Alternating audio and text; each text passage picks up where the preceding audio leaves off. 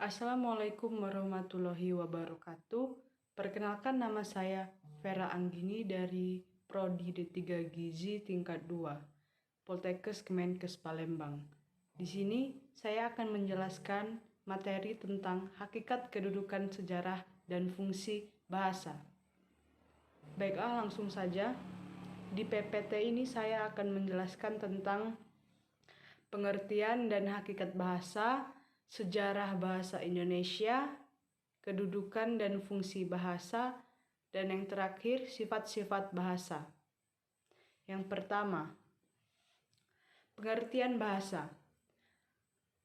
Seperti yang kita tahu, bahasa merupakan sistem komunikasi berupa simbol atau lambang yang dihasilkan oleh alat indera manusia. Menurut Kraft, pada tahun 1997, bahasa adalah alat komunikasi antara anggota masyarakat berupa simbol bunyi yang dihasilkan oleh alat ucap manusia. Oke, next. Hakikat bahasa. Bahasa adalah sistem lambang bunyi yang arbiter yang digunakan oleh para anggota kelompok sosial untuk bekerja sama, berkomunikasi, dan mengidentifikasi diri. Baiklah, sejarah bahasa Indonesia. Sumber atau akar bahasa Indonesia adalah bahasa Melayu. Bahasa Melayu pada masa itu disebut lingua franca, bahasa perantara, untuk berbagai kegiatan yang ada di masyarakat, seperti perdagangan dan kebudayaan. Bukti tertulis yang menyatakan bahwa bahasa Melayu pernah dipakai di suatu daerah diketahui dari ditemukannya prasasti. Fungsi dalam bahasa Indonesia. Nama bahasa Indonesia disarankan Muhammad Tabrani pada 2 Mei 1926. Beberapa fungsi dalam bahasa Indonesia. Yang pertama itu ada fungsi bahasa baku. Fungsi bahasa baku terdiri dari 4, yaitu sebagai pemersatu, sebagai penanda kepribadian, sebagai penanda wibawa, dan juga sebagai kerangka acuan. 2. Secara umum sebagai alat komunikasi lisan maupun tulisan. Menurut Santoso tahun 2004, fungsi bahasa meliputi yang pertama, fungsi informasi, yang kedua, alat ekspresi diri, yang ketiga, fungsi adaptasi dan integrasi sosial, dan yang keempat, kontrol sosial.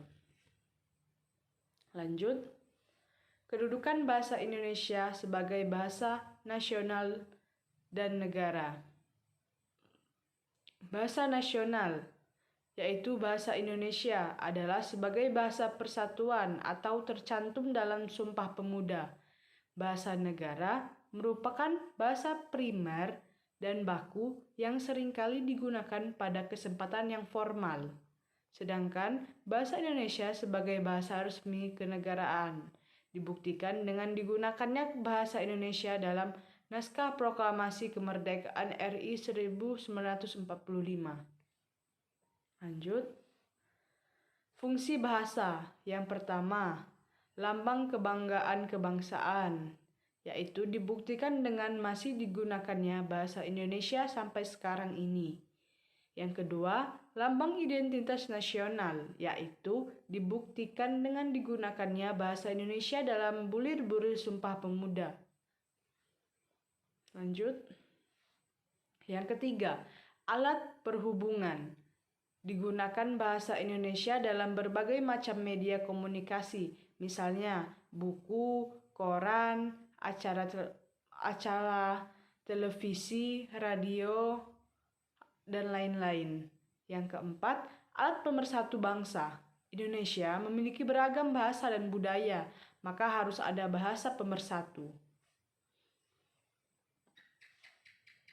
Sifat-sifat bahasa. 1. Sebuah sistem. 2. Berwujud lambang. Yang ketiga, berupa bunyi. Dan yang keempat, bersifat arbiter, Yang kelima, bermakna. Yang keenam, bersifat konvensional. Yang ketujuh, bersifat unik. Yang kedelapan, bersifat universal. Dan yang kesembilan, bersifat produktif. 10, bersifat bervariasi. Yang ke-11, bersifat dinamis. Dan ke-12, bersifat manusiawi. Lanjut. Sifat-sifat bahasa. Yang pertama, ada bahasa bersifat sistem, yakni bahasa terdiri dari unsur-unsur yang secara teratur, tersusun menurut pola tertentu dan membentuk satu kesatuan. Yang kedua, bahasa berwujud lambang. Maksudnya itu, setiap lambang dari bahasa dapat melambangkan sesuatu. Dalam semiotika dibedakan adanya beberapa tanda, yaitu tanda sigen, lambang atau simbol, sinyal atau signal, gejala atau sip-on, gerak isyarat atau gestur, kode, indeks, dan ikon. Yang ketiga, bahasa berupa bunyi. Bunyi bahasa adalah bunyi yang dihasilkan alat ucap manusia. Tetapi juga tidak semua bunyi yang dihasilkan oleh alat ucap manusia termasuk bunyi bahasa. Sedangkan yang keempat, bahasa itu bersifat arbiter. Kata arbiter bisa diartikan sewenang-wenang, berubah-ubah, tidak tepat, mana suka. Yang dimaksud dengan istilah arbiter itu adalah tidak adanya hubungan wajib antara lambang bahasa dengan konsep atau pengertian yang dimaksud oleh lambang tersebut. Yang kelima, bahasa itu bermakna, yakni salah satu sifat hakiki dari bahasa adalah bahasa yang melambangkan lambang. Sebagai lambang, bahasa melambangkan suatu pengertian, suatu konsep, suatu ide, atau suatu pikiran yang ingin disampaikan dalam wujud bunyi itu. Maka dapat dikatakan bahwa bahasa itu mempunyai makna. Yang keenam, bahasa bersifat unik. Artinya, setiap bahasa memiliki ciri khas sendiri yang tidak dimiliki oleh bahasa lainnya. Yang ketujuh, bahasa bersifat konvensional. Artinya, pengguna lambang bunyi untuk suatu konsep tertentu berdasarkan kesepakatan antara masyarakat pemakai bahasa. Yang kedelapan, bahasa bersifat universal.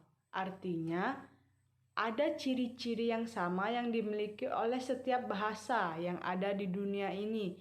Misalnya, ciri universal bahasa yang paling umum itu adalah bahwa bahasa itu mempunyai bunyi bahasa yang terdiri dari vokal dan konsonan. Jadi, tiap bahasa di negara itu memiliki nada yang berbeda-beda. 9. Bahasa bersifat produktif. Artinya, meskipun unsur-unsur bahasa itu terbatas, tetapi dengan unsur-unsur yang jumlahnya terbatas itu dapat dibutuhkan satuan-satuan bahasa yang tidak terbatas. 10. Bahasa itu bervariasi dalam anggota masyarakat. Suatu bahasa biasanya terdiri dari berbagai orang dengan berbagai status sosial dan latar belakang budaya yang tidak sama.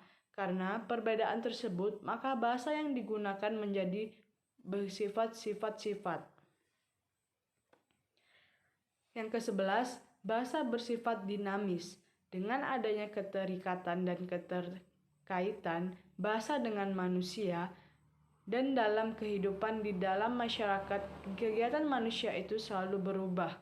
Maka bahasa menjadi ikut berubah karena adanya perubahan itu dapat berupa pemunculan kata atau istilah dan makna sebuah kata. Yang ke-12, bahasa bersifat manusiawi dalam arti bahasa itu hanya manusia dan hanya dapat digunakan oleh manusia. Nah, ini undang-undang bahasa. Sejak 9 Juli 2009, keberadaan dan penggunaan bahasa Indonesia sudah diatur dalam Undang-Undang Nomor 24 Tahun 2009 tentang bendera, bahasa, dan lambang negara, serta lagu kebangsaan. Baiklah, sepertinya hanya itu yang bisa saya sampaikan. Kurang dan lebihnya saya minta maaf. Saya undur diri. Assalamualaikum warahmatullahi wabarakatuh.